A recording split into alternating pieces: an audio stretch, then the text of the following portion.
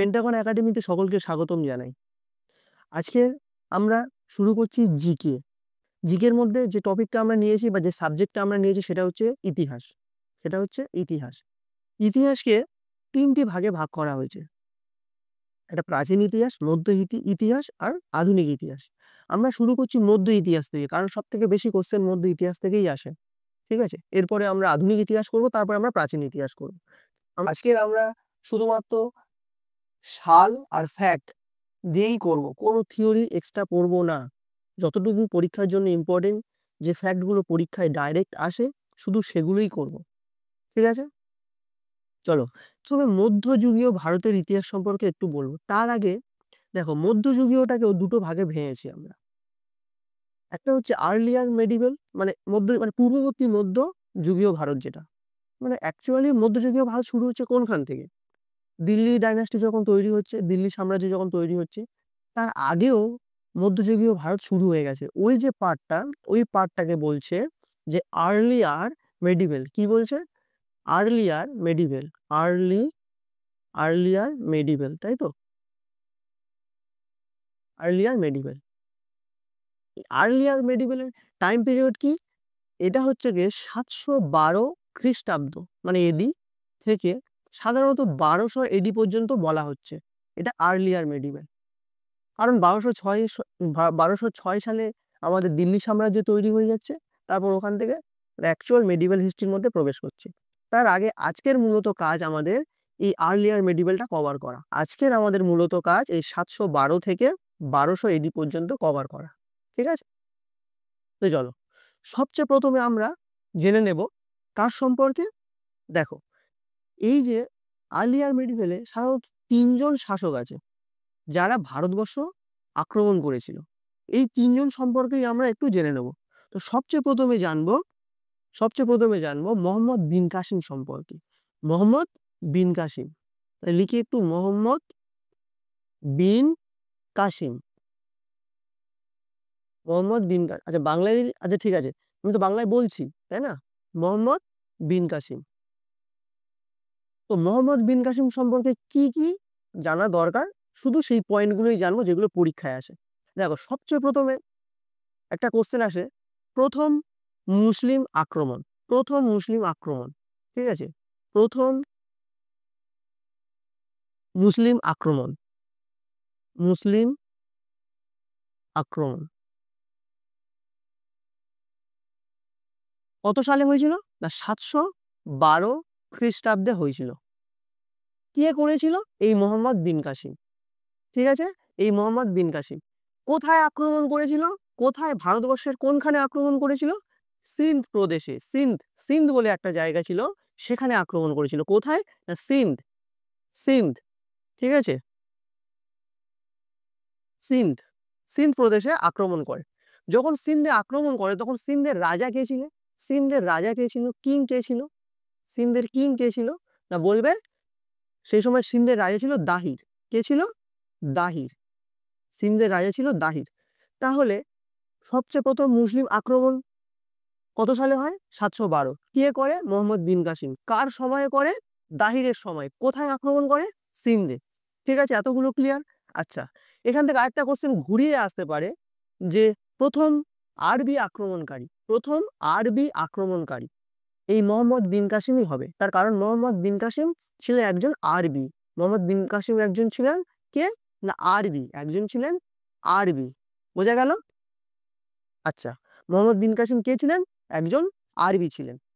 চলো, এবার একটু বলি যে মোহাম্মদ বিন কাসিম অ্যাকচুয়ালি আরব থেকে এসেছিল, কিন্তু আরব জায়গাটা তো অনেক বড়, তাই না? এই যে মোহাম্মদ বিন কাসিম অ্যাকচুয়ালি কোনখানের রাজা ছিলেন? উনি তো ভারতে আক্রমণ করলেন, কিন্তু উনি কোনখানকার রাজা ছিলেন?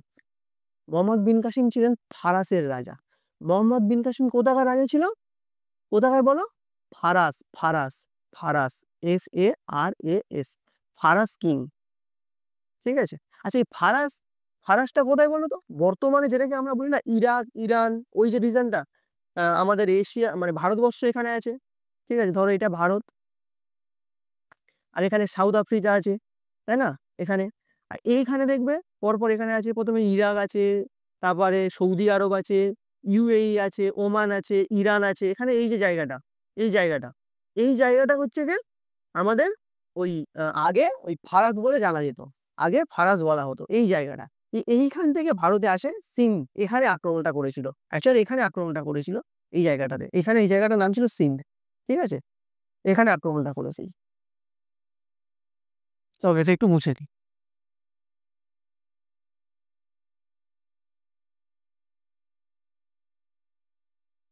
তো দেখো, ফারাজ থেকে এসে উনি প্রথম ভারত আক্রমণ করেন। আচ্ছা, যখন আহ ফারাজ থেকে উনি আসেন, ইনি কিন্তু একটা সাব কিং ছিলেন, ঠিক আছে, মানে একজনের আন্ডারে ইনি কাজ করতেন। কিন্তু অ্যাকচুয়ালি ফারাসের রাজা তখন কে ছিল? ফারাসের রাজা কে ছিল? দেখো, সেই সময় ফারাসের যে রাজা ছিল সে হচ্ছে যে আল হাজাজ, আল হাজাজ, আল, লেখো আল হাজাজ। সেই সময় ফারাসের রাজা ছিল আল হাজাজ। এনারই একজন মানে কি বলবো, সহ রাজা ছিলেন এই মোহাম্মদ বিন কাসিম। ইনি ভারত আক্রমণ করেছিলেন 712 এডিতে। ঠিক আছে, বোঝা গেল এতটুকু? হুম। আচ্ছা, এবার আমাকে বলো যে এটা তো অনেক পুরানো কথা, কিন্তু এটা আমরা জানলাম কিভাবে? এই যে এত আগেকার কথা, এটা আমরা জানলাম কোথা থেকে? দেখো, আমরা সাধারণত সব ইতিহাসের কথাই একটা কিছু না কিছু বই থেকে জেনেছি, তাই না? তাহলে এটাও নিশ্চয়ই কোনো একটা বই থেকে জেনেছি। সেই বইটার নাম কি? বুক। এই বইটার নাম কি যে বই থেকে আমরা এটা জেনেছি? বইটার নাম হচ্ছে চার্চ নামা। কি বইটার নাম? চার্চ নামা, CHACH, চার্চ নামা, NAMA, চার্চ নামা, ঠিক আছে, বইটার নাম হচ্ছে চার্চ নামা। আচ্ছা, চার্চ নামার লেখককে, দেখো সাধারণত চার্চ নামার কোনো মানে অ্যাকচুয়াল কে লেখক জানা যায়নি, তার কারণটা অনেক পুরানো, তো অনেক আগের বই। মানে বইটি পাওয়া গেছে, বইটির লেখককে এখনো পর্যন্ত ঠিকঠাক পাওয়া যায়নি, তবে এটুকু ধারণা করা হয় যেটা একটা আরবি ভাষায় লেখা ছিল, মানে একজন, মানে ওইখানকার আরবিয়ানই একজন লিখেছিল, একজন আরবিয়ানই লিখেছিল, কিন্তু অ্যাকচুয়াল যে কে লিখেছিল সেটা জানা যায়নি। কিন্তু এখান থেকে একটা খুব ইম্পর্টেন্ট কোশ্চেন হয়, সেটা হচ্ছে চার্চ নামা কে ফার্সিতে ট্রান্সলেট করেছিল? কে ফার্সিতে ট্রান্সলেট করেছিল? কে ট্রান্সলেট করেছিল বলো তো? খুব বিখ্যাত একজন আছে লেখক, সেটা হচ্ছে আলী বাকার কুফি। লেখো, আলী, আলী বাকার, আলী বাকার কুফি, কুফি, আলী বাকার কুফি। এই ভদ্রলোক প্রথম এই বইটি ফার্সিতে ট্রান্সলেট করে, ফার্সিতে ট্রান্সলেট করে, ঠিক আছে। কিন্তু চার্চ নামা আরবি ভাষায় লেখা ছিল, অ্যাকচুয়ালি চার্চ নামা বইটা ছিল আরবিতে, ঠিক আছে, আরবিতে। একজন আরবি লেখকই লিখেছিলেন, আরবের লেখক, কিন্তু ওনার নাম জানা যায়নি, এতটুকুই, ঠিক আছে।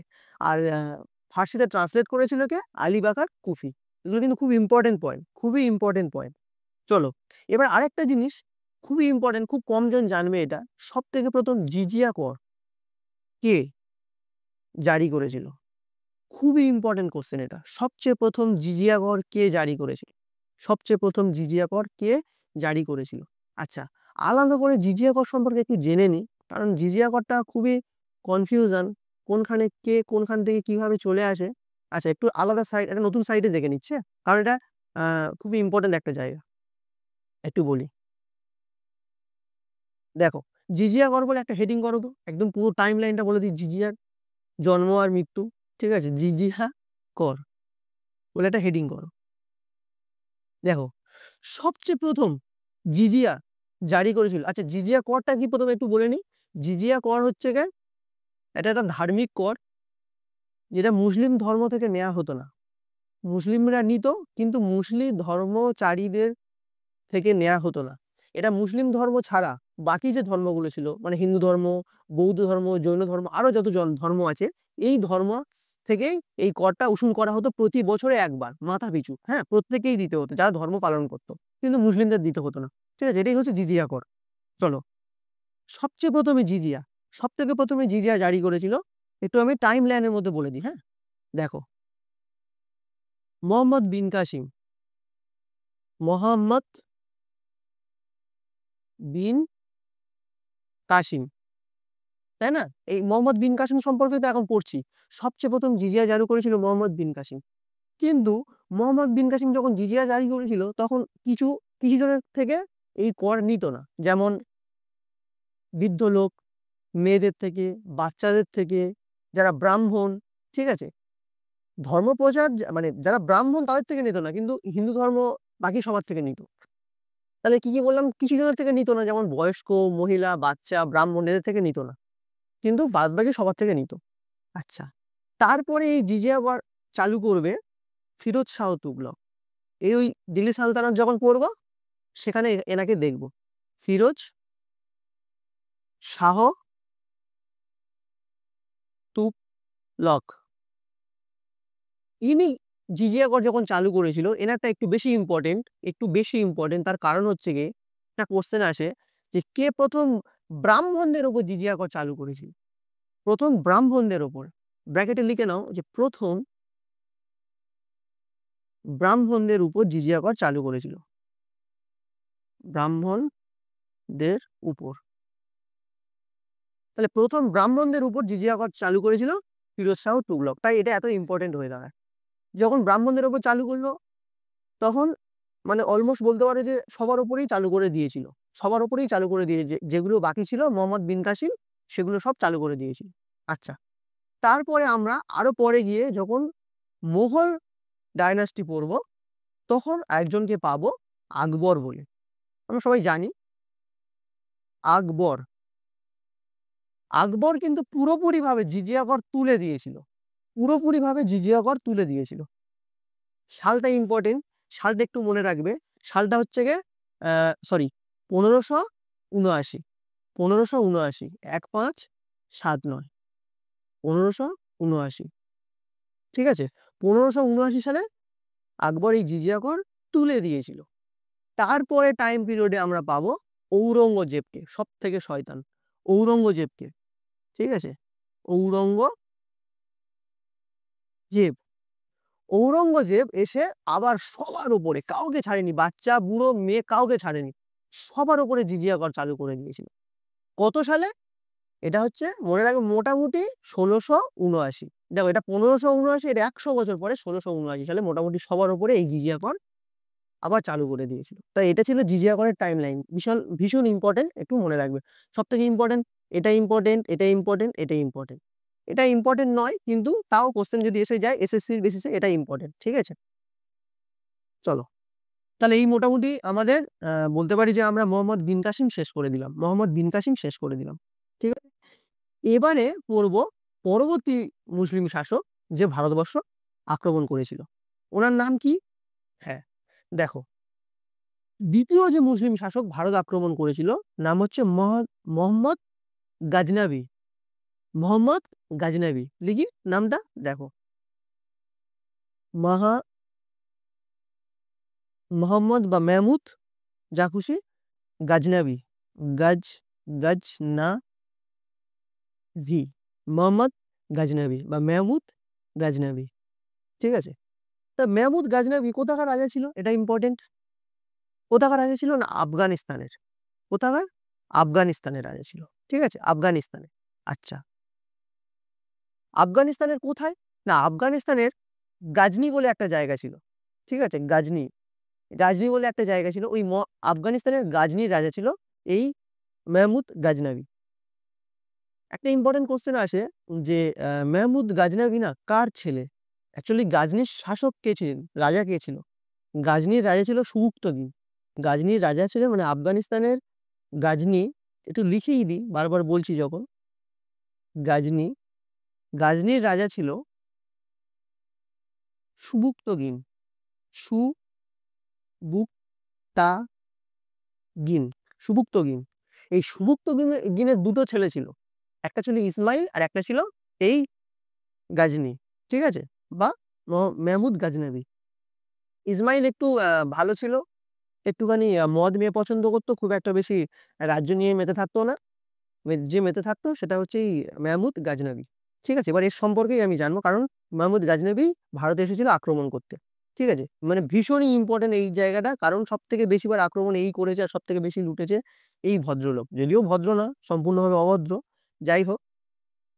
তো দেখো, মোহাম্মদ গাজনাবি সুবুক্তগিনের পরে রাজা হয়েছিল গাজনির। কত সালে? ইনি রাজা হয়েছিল মোটামুটি ভাবে বলে নিতে পারো 998 খ্রিস্টাব্দে রাজা হলো। তারপরে শুরু হলো ভারত আক্রমণ। মোটামুটি ভাবে বলা যায় যে 1001 থেকে 1027, 1001 থেকে 1027, এই যে 27 বছর দেখতে পাচ্ছ না, এই 26-27 বছরের মধ্যে ইনি মোট 17 বার ভারত আক্রমণ করেন। মানে বুঝতে পারছো, 17 বার ভারত আক্রমণ করেছিল, 17 বার, এটা কিন্তু অনেক, ঠিক আছে। এবারে যে 17 বার আক্রমণ করেছে তার মধ্যে প্রত্যেকটা আক্রমণ ইম্পর্টেন্ট নয়, কিছু কিছু আক্রমণ ইম্পর্টেন্ট। তার মধ্যে সব থেকে ফেমাস যেটা, সব থেকে ফেমাস, সেটা হচ্ছে সোমনাথ মন্দির লুট। সোমনাথ মন্দির লুট, সোমনাথ টেম্পল আক্রমণ কত সালে করেছিল? খুব ইম্পর্টেন্ট সালটা, কোনো কোনো বইয়ে পাবে 1025, কোনো কোনো বইয়ে পাবে 1026। পরীক্ষায় অপশন এই দুটোর মধ্যে যে কোনো একটাই থাকবে, দুটো কোনোদিন থাকবে না, ঠিক আছে। মোটামুটি ভাবে 1025 বা 1026, দুটোই মুখস্থ রাখবে। কোশ্চেনে অপশানে যেটা পাবে সেটাই মেরে দেবে, ঠিক আছে। আর একদম শেষ আক্রমণ, শেষ আক্রমণে বুঝতেই পারছো 1027-এ, এটা আক্রমণটা করেছিল জাট কমিউনিটি। তাদের সাথে এই আক্রমণটা করেছিল জাট কমিউনিটি, বা এই যুদ্ধটা হয়েছিল জাট কমিউনিটির সাথে। JOAT, জাট, ঠিক আছে। কমিউনিটি, জাট কমিউনিটি। এই যে জাট কমিউনিটির সাথে যখন, এই জাট কমিউনিটিকে যখন অ্যাটাক করেছিল, তখন জাট কমিউনিটি বিরাট মেরেছিল, এই গাজনবীকে বিরাট মেরেছিল। মানে ওই গাজনির মতো, ঠিক আছে, ওই চুলকাতে চুলকাতে চলে গিয়েছিল আফগানিস্তানে। এত মার মেরেছিল আর কোনোদিন খাটিয়া থেকে উঠতে পারেনি। তারপর আর কোনোদিন ভারত আক্রমণ করার সাহসও পায়নি, তারপর এই খাটিয়াতেই প্রাণ গিয়েছে বেচারা, ঠিক আছে। তো এই ছিল ওনার আক্রমণ। আচ্ছা, এবার এনার সম্পর্কে আমরা জানতে পারি কোথা থেকে? নিশ্চয়ই কিছু, এখানেও কিছু বই আছে, তাই না? এখানেও কিছু বই আছে সেখান থেকে আমরা জানতে পারি। তো সেখান থেকে একটু লিখে নিই। দেখো, সব থেকে ইম্পর্টেন্ট এখানে কিছু অনেকগুলো হিস্টোরিয়ান ছিল, ঠিক আছে। মোটামুটি বলতে পারি আমরা 5 জনের মতো বিখ্যাত হিস্টোরিয়ান ছিল, যাদের লেখা থেকে এই 17 বার ভারত আক্রমণ করেছিল এটা সম্পর্কে আমরা জানতে পারি। সেই 5 জন কে কে? দেখো, একজন হচ্ছে আলবারুনি, তারপরে ছিল ফিরদৌসি ছিল, উদবি ছিল, ফারুকি ছিল, আর সিস্তানি ছিল। এই মোটামুটি 5 জন।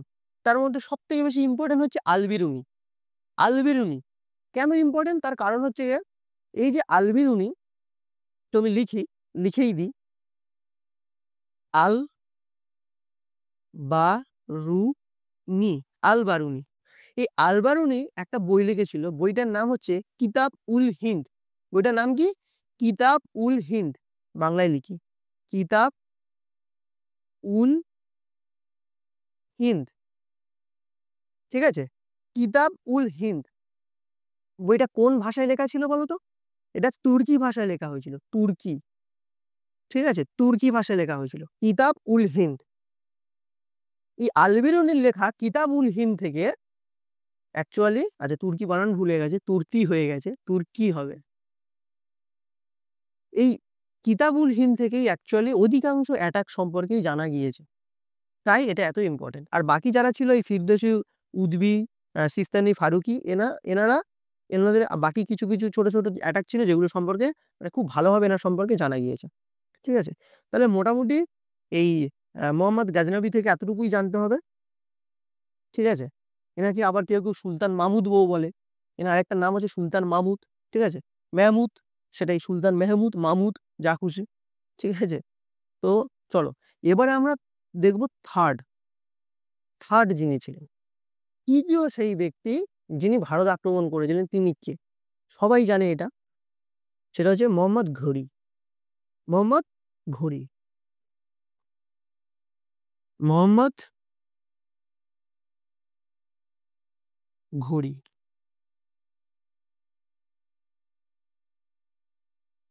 মোটামুটি মোহাম্মদ ঘুরি 1175 সাল থেকে 1194 সাল পর্যন্ত অনেকগুলো আক্রমণ করেছে। সেই সব আক্রমণগুলো আমরা এক এক করে দেখব। তো মোহাম্মদ ঘুরি কোথাকার রাজা ছিল? মোহাম্মদ ঘুরিও কিন্তু আফগানিস্তানের রাজা ছিল, কিন্তু সুলতান মাহমুদ বা গাজনবী, উনি আফগানিস্তানের গাজনি থেকে এসেছিল। আর এই মোহাম্মদ ঘুরি ইনি আফগানিস্তানের ঘোর থেকে এসেছিল। ঠিক আছে, কোথা থেকে এসেছিল বলতো? আমি লিখে দিচ্ছি, আফগানিস্তানের ঘোর থেকে, GHOR, গোর ঘোর যা খুশি, ঠিক আছে, আফগানিস্তানের ঘোর থেকে এসেছিল। আচ্ছা,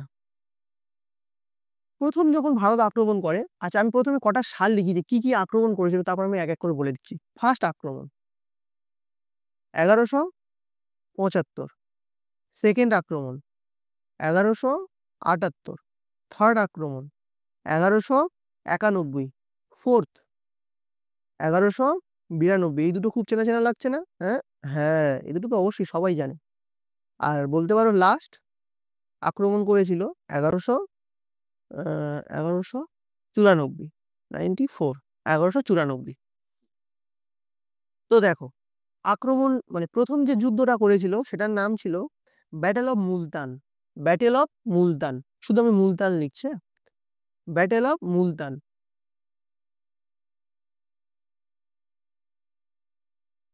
ব্যাটেল অফ মুলতান 1178 সালে যে আক্রমণটা করেছিল সেটা ছিল battle of Mount Abu. Battle of Mount Abu.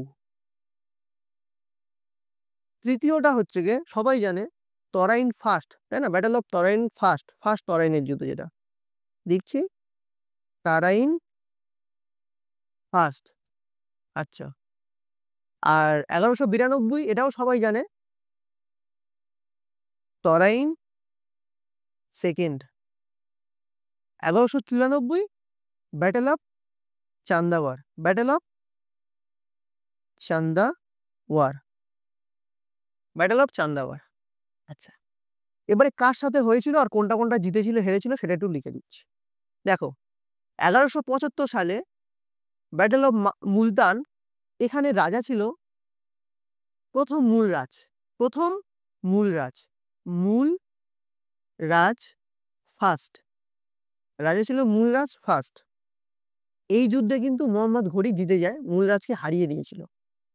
তারপরে আবার দ্বিতীয়বার ভারতে আসে 1178 সালে, মাউন্ট আবুতে আক্রমণ করে, battle of Mount Abu.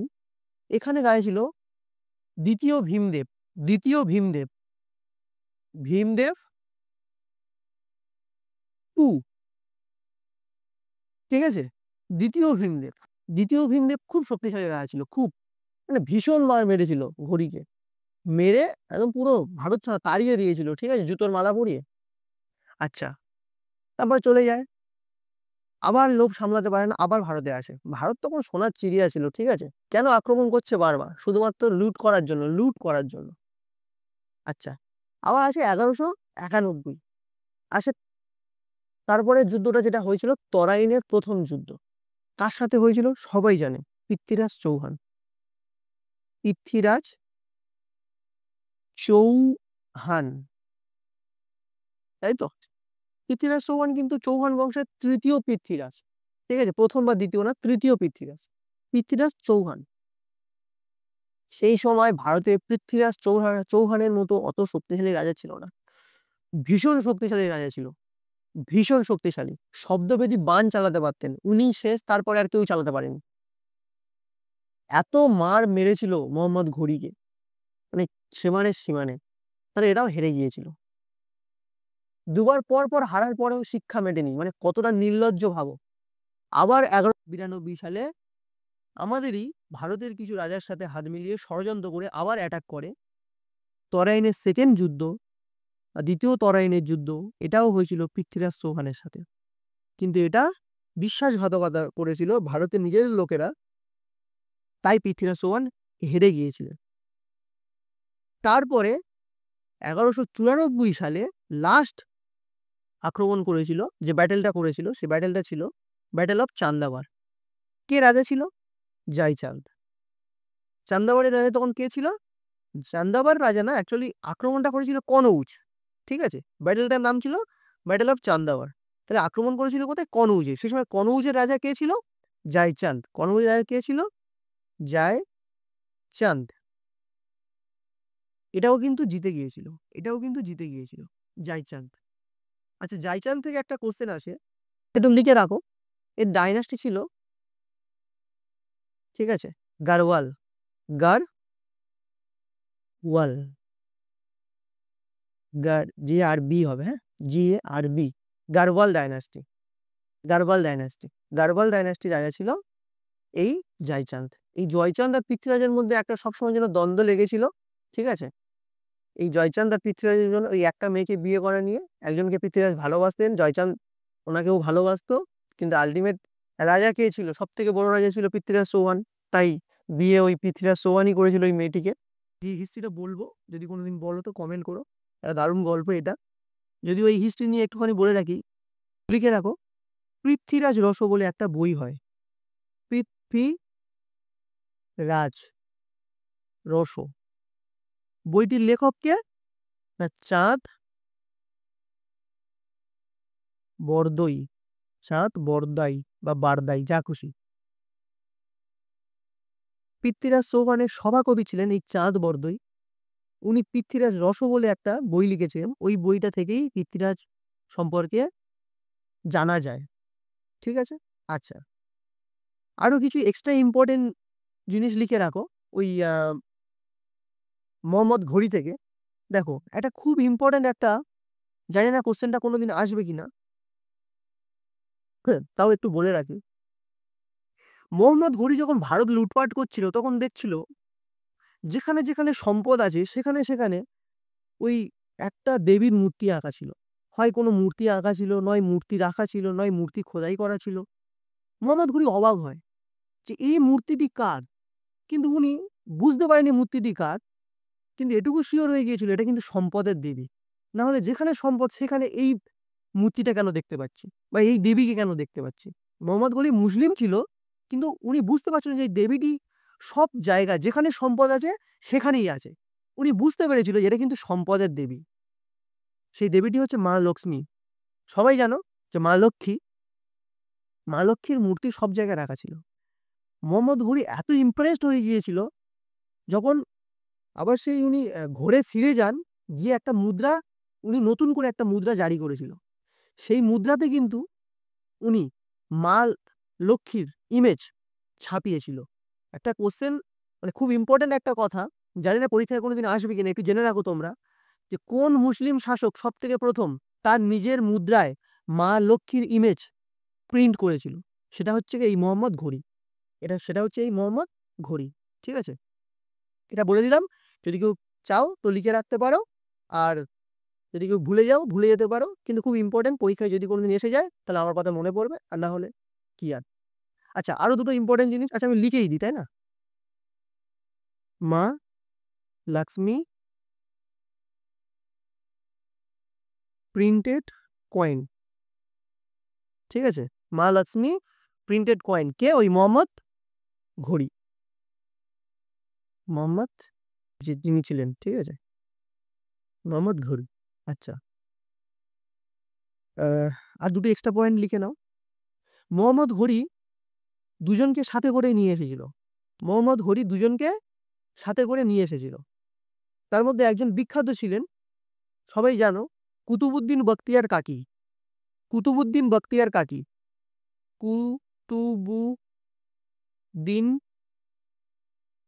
Bakhtiyar কাকি। এই কুতুব মিনারটা কিন্তু অ্যাকচুয়ালি এনার স্মৃতিতেই তৈরি করা। কুতুব মিনারটা, কুতুব মিনার, কুতুব মিনারটা কিন্তু এনার স্মৃতিতেই তৈরি করা, এই কুতুবুদ্দিন বখতিয়ার কাকির স্মৃতিতেই তৈরি করা। কে করেছে, কে শেষ করেছে, কে শুরু করেছে, যখন দিল্লি ডাইনাস্টি শুরু করবো এর পরেই, ঠিক এর পরের ক্লাসেই, তখন এটা সম্পর্কে কমপ্লিট আলোচনা করব। আচ্ছা, আরেকটা জিনিস বলে দিই, পৃথ্বীরাজ, দেখো জয়চন্দ্র জেনে গেলাম কোন ডাইনাস্টির রাজা ছিল, তাই না। তাহলে তোমরা সবাই জানো যে পৃথ্বীরাজ চৌহান চৌহান বংশের রাজা ছিল, তাই না।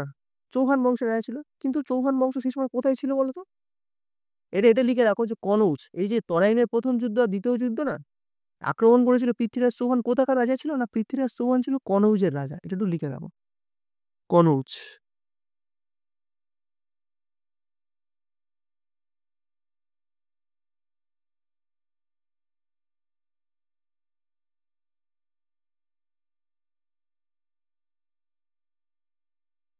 তো আজকের ক্লাসটা এই পর্যন্ত। শুধুমাত্র ইম্পর্টেন্ট পয়েন্টগুলো দিয়েই ক্লাসটা নেওয়া, আর পুরোপুরি ইতিহাসটা আমরা এরকম ইম্পর্টেন্ট পয়েন্ট দিয়েই ক্লাসটা নেব। পেপার আর পেন নিয়ে যদি বসো, আমি যা বলবো লিখতে থাকবে, ক্লাসের শেষে তোমার কাছে এত সুন্দর নোটস তৈরি হয়ে যাবে যেটা তুমি 4-5টা বই ঘেঁটে পড়ে করতে অনেক সময় লাগবে, আর এইরকম মাত্র 15-20 মিনিটের মধ্যেই তুমি সেটা শেষ করে ফেলতে পারবে। তাই ক্লাসগুলো অবশ্যই করে দেখতে থাকো আর নোটস বানাতে থাকো। ক্লাসের শেষে দেখবে তোমার নোটসও তৈরি হয়ে গেছে, আর পরীক্ষার আগে শুধু নোটসটা একবার চোখ বুলিয়ে নেবে, ব্যাস পরীক্ষাতে চলে যাবে শান্তি শান্তি, সুখই সুখ। আর যদি কেউ আমাদের অফলাইন ব্যাচে ভর্তি হতে চাও তাহলে অবশ্যই করে যোগাযোগ করো, ডেসক্রিপশনে নাম্বার দেওয়া থাকলো, স্ক্রিনেও নাম্বার দেওয়া আছে, হোয়াটসঅ্যাপ নাম্বার, হোয়াটসঅ্যাপ করে যোগাযোগ করতে পারো। আমাদের বারুইপুর এবং লক্ষ্মীকান্তপুর দুটো জায়গাতেই অফলাইন ব্যাচ রয়েছে, যারা যারা ভর্তি হতে চাও অবশ্যই কল করে নাও। আজকে এতটুকুই, দেখা হচ্ছে পরবর্তী ক্লাসে। সবাই ভালো থাকবে, সুস্থ থাকবে, টাটা।